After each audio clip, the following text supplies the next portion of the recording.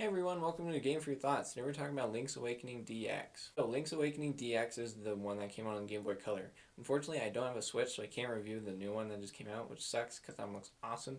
But we're going to talk about the original one because the original one looks just as good, and the original one is lots of fun. The story of Link's Awakening, Link is out in the middle of the ocean on his piece of wood for some reason, I don't know why, and he gets struck by lightning and he gets knocked unconscious. When he wakes up, he's on this mysterious island, and this island has this giant mountain with this egg on it, and it's just like, what in the world is going on? So Link has to figure out the secrets of the island and also figure out a way how to get off.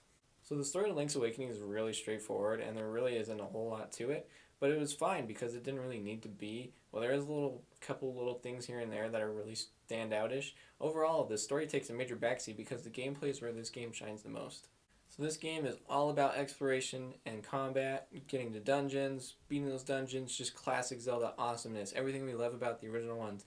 And that's one of my favorite things about this, is that it combines elements from Link to the Past and the original Zelda that I really liked. I loved how the original Zelda just threw you in this world, and you just had to explore and figure it out. But Link's Awakening was also a little bit more straightforward, and it finds a great happy medium between the two. It kind of gives you some hints and kind of tells you where to go, but they're very vague and not straightforward, so you don't know exactly where to go. And the world is just kind of open for you to explore, and you just have to find different upgrades to get to different spots. And I love that. This worked really, really well in this world, and it was one of my favorite dynamics of this game. And this was also helped by the combat. The combat was really, really cool, as it just was very basic, but there was also a lot of variety in the enemies, which made it so you had to switch your strategies up pretty often.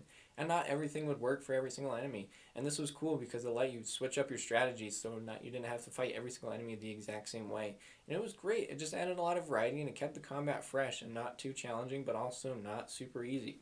And the dungeons in this game are really, really great. The dungeons have lots of great puzzles that are very difficult at first, but once you figure it out, you feel so smart. They weren't terribly difficult. Can't think of any of the dungeons that were horrendously difficult that I just wanted to quit.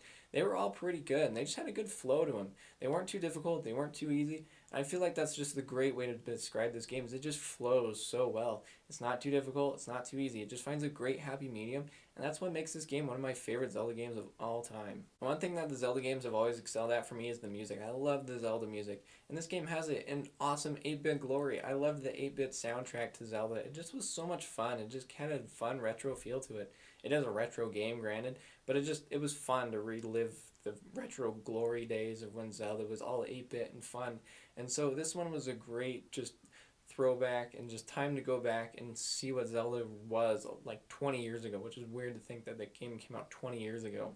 One thing I will say though, do the trading sequence. It may seem like a grind, but in the end it'll pay off. I'm not going to say why or how, but just put the time into it, even if you have to look it up. But yeah, it was a great time. Link's Awakening has so much to offer, and if you go out and explore the world and you dig through every single corner, find all the upgrades, get all the collectibles and everything, you're going to get very well rewarded for it. And that's one thing I love about the Zelda games, is they reward you for exploration, and this game does just that as well. So Link's Awakening was so much fun, and I highly recommend it. In the end, the story isn't anything too crazy, but it doesn't need to be. The story was just the vessel for the game to just kind of flow. Like I said, this game just kind of finds a good happy medium of not being too difficult, not too easy. It just ends up being quite just a fun, enjoyable experience. And those are always great gaming times. It doesn't need to be like Dark Souls, where you're wanting to break your controller in half. And it doesn't need to be something like Minecraft. I don't like Minecraft all that much, but it's something super basic and elementary, and you can kind of just shut your brain off and play. No, it's a good thing in between, where you got to think a little bit to solve some of the puzzles, and when you figure them out, you feel so smart, and it feels so great, and it's just a fun adventure, and that's what Zelda's all about, is adventure. And this game is just that, a fun adventure that I would highly recommend you check out. Zelda Link's Awakening DX for the Game Boy Color. So you're probably thinking, whoa, what? Game Boy Color? What's that? Huh? So for all you youngsters out there, Game Boy Color was something that came out a long time ago, and it was Game Boy, and it was in color, and it was awesome. But those aren't around all that much anymore. So they have Virtual Console, and that's what I played this on, was on my 2DS. So if you have a 2DS, 3DS, or even a Wii U, this game's on there for like a couple bucks. So go and check it out. Highly recommend it. If you played the new Switch version and you like that one, maybe you want to jump back and see what it was all about and play the original Zelda DX.